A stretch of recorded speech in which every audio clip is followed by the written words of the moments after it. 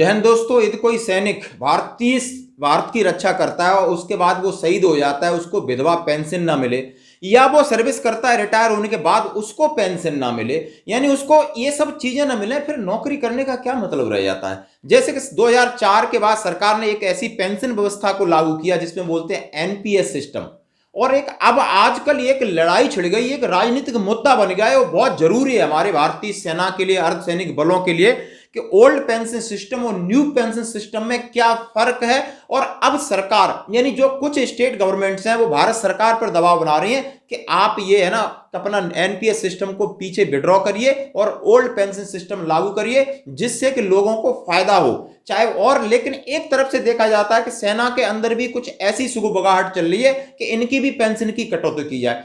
तो मैं आपको मेन मुद्दे की बात करता हूं कि ओल्ड पेंशन सिस्टम था जिसमें पेंशन के लिए वेतन से कोई कटौती नहीं होती थी, और जो एनपीएस है उसमें 10% ऑफ बेसिक पे डीए कटता है, वही पेंशन के रूप में देने का प्रावधान बनाया था। जीपीएफ की सुविधा है और इसमें ऐसी जीपीएफ की यानी प्रोविडेंट फंड की कोई सुविधा नहीं है। इनका पेंशन 50% ऑफ बेसिक पे होता है और इनका रहता है पेंशन का कोई अथेंटिकेशन नहीं। शेयर बाजार के ऊपर मार्केट जैसी चल रही है, मिल गया तो ठीक है, आप कहीं क्लेम और ब्लेम नहीं कर सकते। ग्रेचुटी 20 साल के बाद की सर्विस सुविधा है, इनके यहाँ ग्रेचुटी अस्थायी रूप से है, देंगे तो ठीक है, नहीं देंगे तो ठीक है। यानी ये अब राजनीतिक मुद्दा बना है। मैं आपको बताता हूं कि जितने स्टेट हैं, एक वेस्ट बंगाल है जिसने एनपीएस सिस्टम लागू नहीं किया, और वहां पूरे जो भी सेंट्रल गवर्नमेंट के कर्मचारी हैं उनको ओल्ड पेंशन सिस्टम के तहत ही पूरी पेंशन और पूरे जितने वेलफेयर प्रावधान उनको मिल रहे हैं।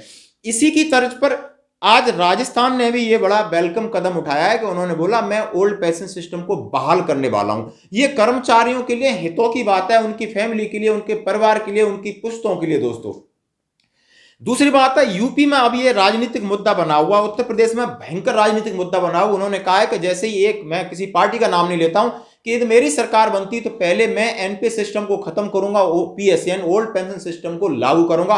और यही सुगबुगाहट चल रही है मध्य प्रदेश में। कल मध्य प्रदेश जो कांग्रेस की इन्होंने बड़ा बढ़ चढ़ के इस मुद्दे को अपनाया और कहा है कि नहीं, मैं जैसे ही गवर्नमेंट बनती है तो ओपीएस लागू करूंगा इन ओल्ड पेंशन सिस्टम। यानी ये मेरा तथ्य ये है कि भारत सरकार को इस चीज को विड्रॉ करना चाहिए।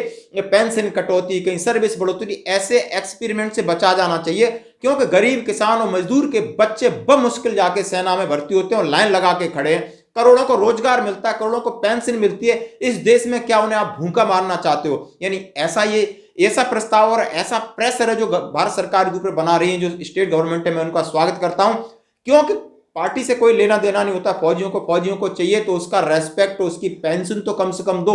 इतनी मामूली सी तनख्वाह में पेंशन नहीं मिलेगी, शहीद हो जाएगा तो फैमिली पेंशन नहीं मिलेगी, तो फिर वो करेगा क्या? क्या भीख मांगेगा? यानी ये है मुद्दा, और आप इसको जोर शोर के इसका करिए सहयोग। धन्यवाद दोस्तों।